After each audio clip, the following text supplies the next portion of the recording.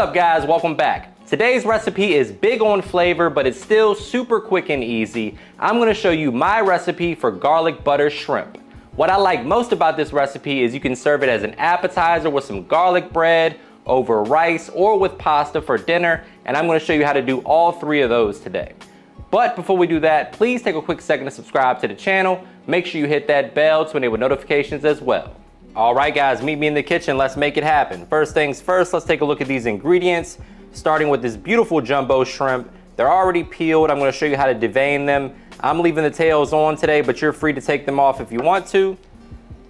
We got some shallots, a little diced parsley, some capers, which are optional but add a nice bit of flavor, lemon, garlic, some of that Kerrygold butter, the bread, which is the French loaf that we're gonna use for our garlic bread. And then I've got some white wine, a nice dry Pinot that we're gonna deglaze our pan with. For those of you that don't wanna use any alcohol in your cooking, use chicken broth instead.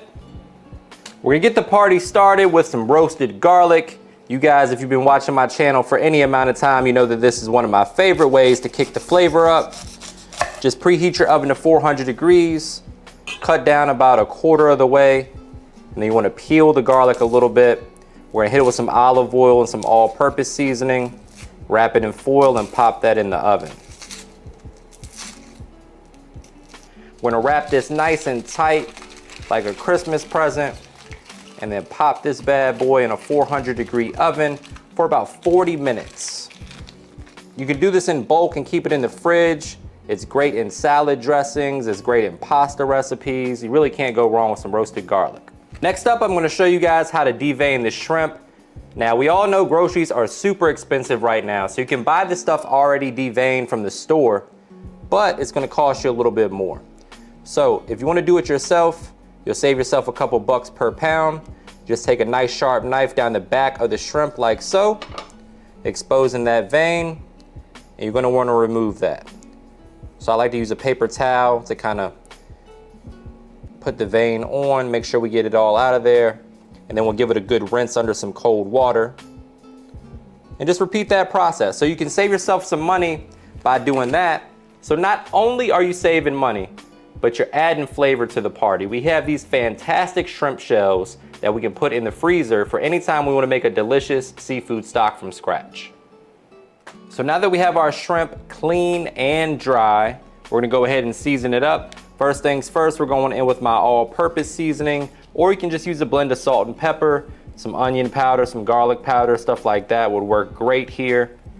My AP seasoning is low sodium, so if yours is not, you might want to go a little bit lighter. We're also going in with some Tony's Creole seasoning. Any Cajun or Creole seasoning will work well here. Old Bay would work also. Use whatever your favorite stuff is that you got laying around the house. Then the last thing that we're going to use for our shrimp is the Italian seasoning. About a teaspoon or so of that, just to get some nice herb flavor in there. We got some fresh parsley going into the sauce a little bit later. So get in there with your hands, mix that around, make sure the shrimp are evenly coated and all of that seasoning is evenly distributed. If it's not, go ahead and add a little bit more.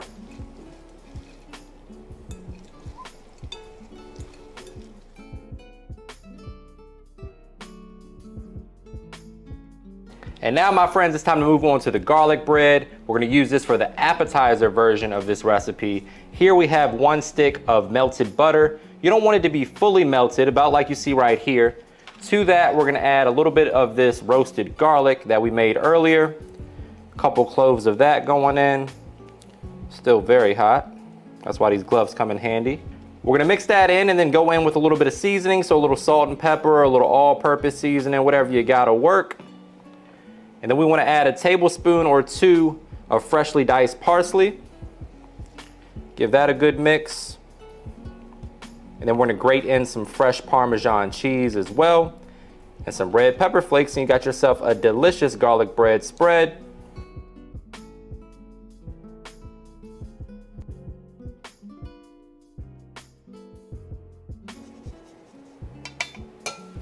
Give that a good mix.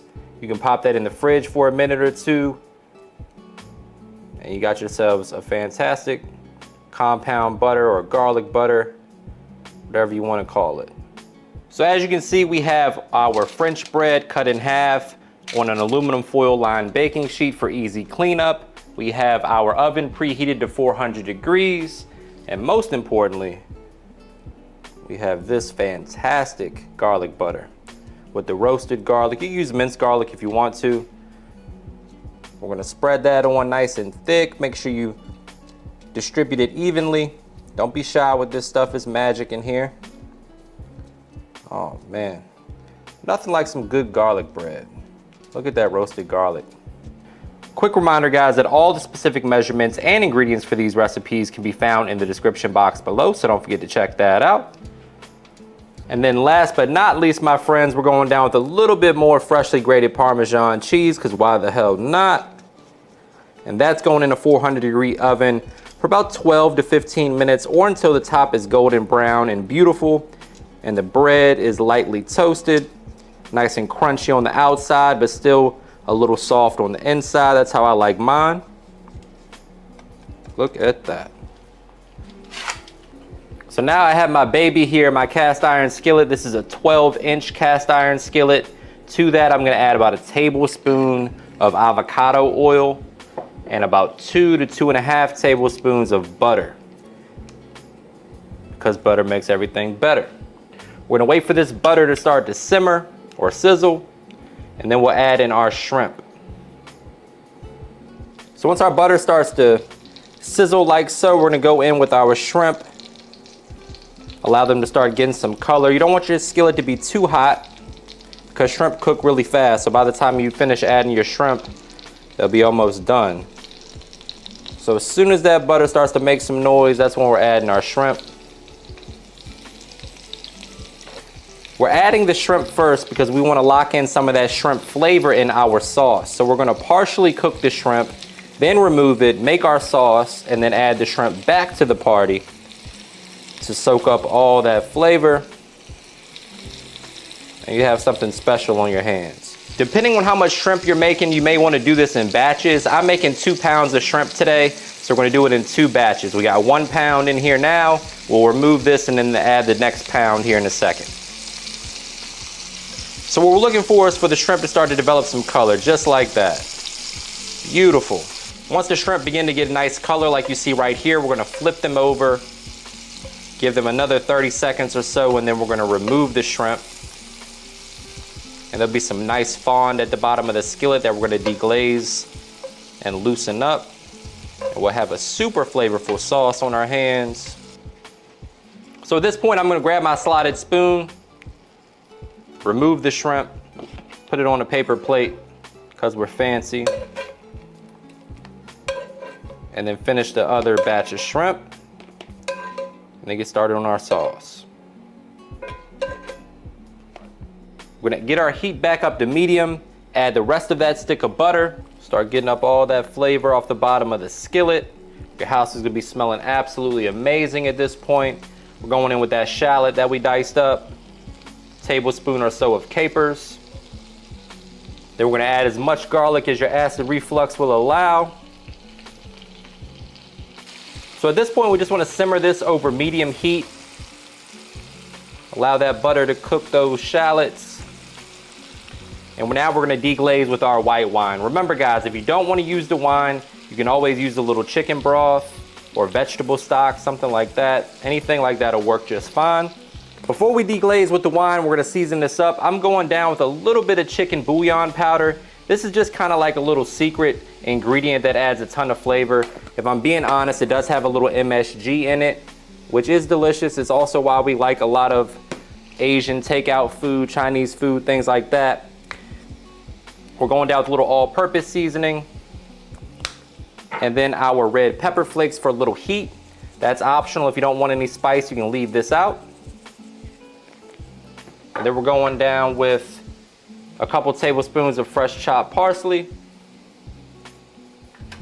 Definitely a flavor party in there. Now this is the part that I always get excited for, because I always tell you guys to taste as you go. We're gonna add about a cup of dry white wine. Looks like just enough for me to finish off.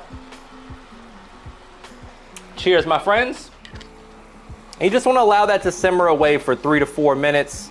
Allow that alcohol to cook off, leaving behind all that amazing flavor. That wine's gonna help deglaze the skillet, getting up all the fond and whatnot from the shrimp. Nice big chunks of roasted garlic in there. We're gonna add some fresh lemon juice. Now we're also gonna add some fresh lemon zest.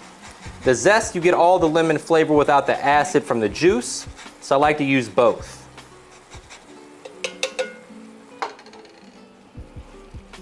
Look at that, my friends. That is, oh man. That's looking good. I might have to break out my looking good early.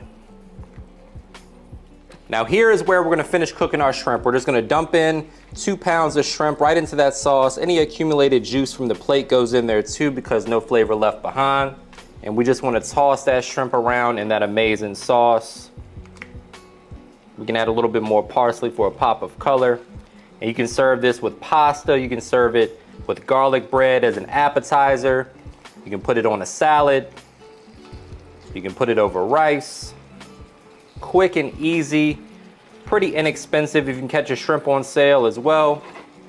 Can't go wrong with this recipe, guys. Definitely give it a try.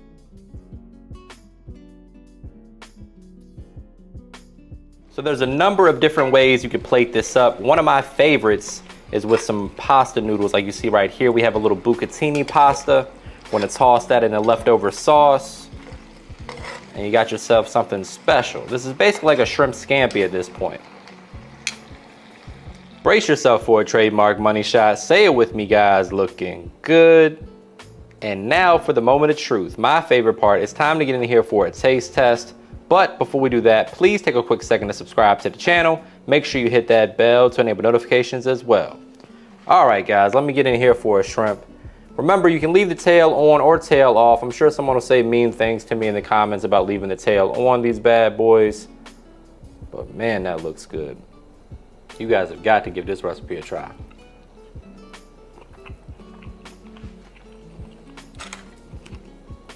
Not supposed to be eating bread, but what the hell?